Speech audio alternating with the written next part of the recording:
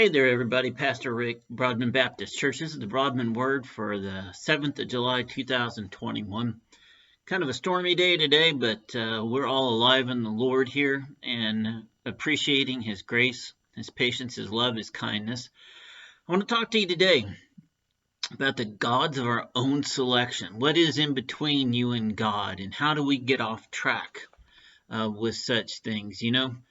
These are some perspectives and reflections from Radical Wisdom devotional that I am involved in this year. Highly recommend it to you if you have room in your schedule for another one.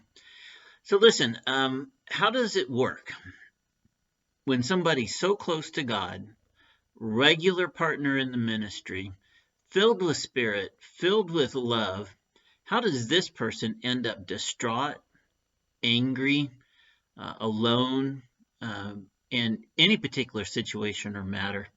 It's puzzling how we can go from such a place of endearment with God, involvement with God, to separated, or in a state of separation anyway.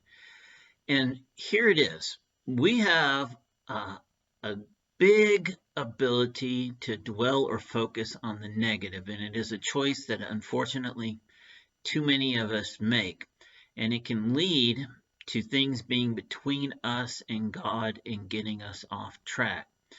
We will focus on whatever obstacle or object it is that seems to be robbing us of our joy, and we end up with statements, generic statements like, if I only could, or if I just had this or that thing, as soon as I can, or whenever they finally, then I'm going to be happy, then things are going to be okay.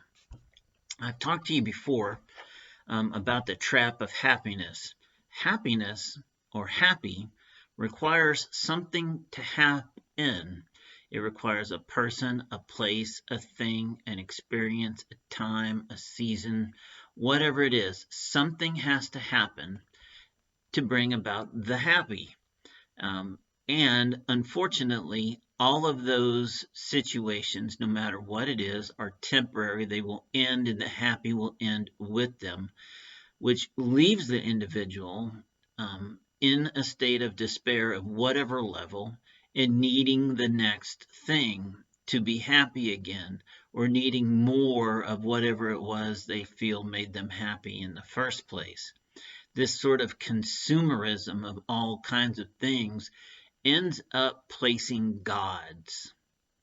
They become the god of the time because of the need to be happy, instead of focusing on joy.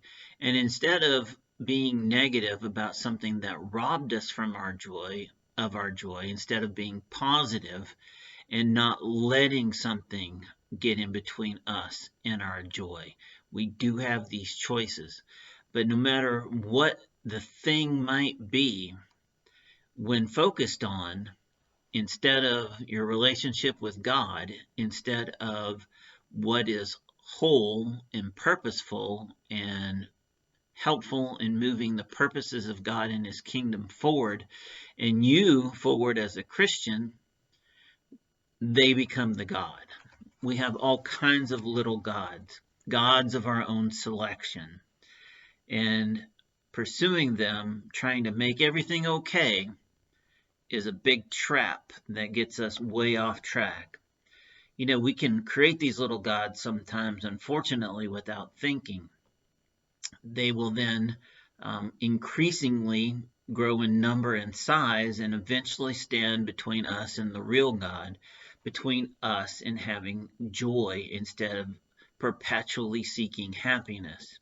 Joy is permanent and not dependent on things, people, time, places, events, seasons. It's something that you have, and it's something that you exercise all the time, regardless of these other things.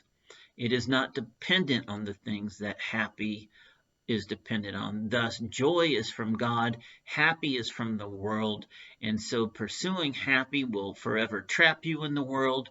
Pursuing joy will always lead you to God's will, because that's where joy is found.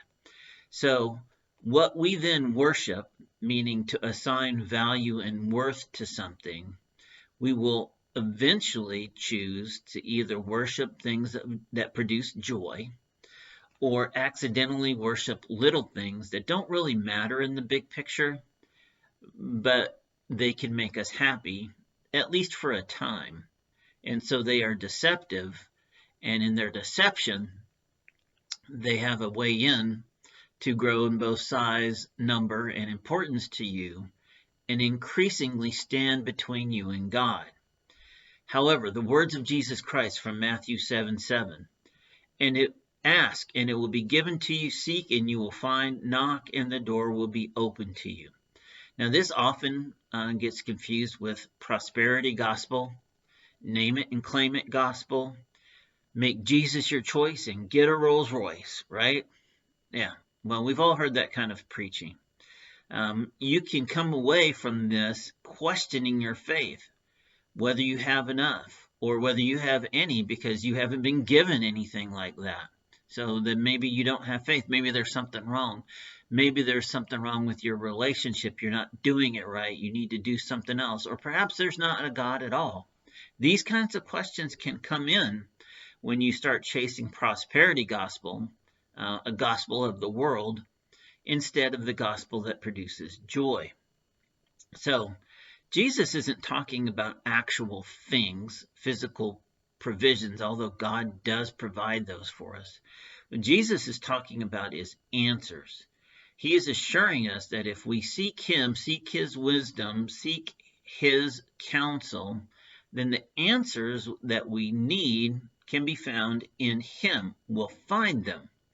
They may not be what we want, may not be what we want to hear, may not be easy. In fact, they're quite often difficult, but you will get answers if you seek them in Jesus and not in the world, and not trying to be happy or trying to seek some sort of resolution to a worldly difficulty that, if gotten rid of, you perceive would make you happy. Getting involved in that perpetual round and round and round is just going to leave you tired. It's going to wear away at your hope in your faith, and it's going to continuously have you chasing the next happy. So, rarely are material things going to be the way to Jesus, and it's not going to be the solution to circumstances unless it's provided by God through your pursuit of His will and matching your will and the desires of your life to His will and His desires for you, so that you can then receive blessings that you need to maintain hope and faith, and to further strengthen the relationship with God and make it more effective and useful part of your life, and then be the reconciling force that others can see to come to the cross and start a relationship with Christ of their own. So, stop trying to be happy. Stop developing little gods of your own selection that get in between you and the real God. Trade happy for joy. Trade things for purpose. Pursue His will. Modify your life to His will, not praying to modify His will to your desires or what you think you need to get that next period of happy. It's a losing battle. It's temporary at best. Pursue joy. Pursue His will. That's the way to true success. Got a challenge for you here. I'll read it. Switch your focus from what you don't have to what you do.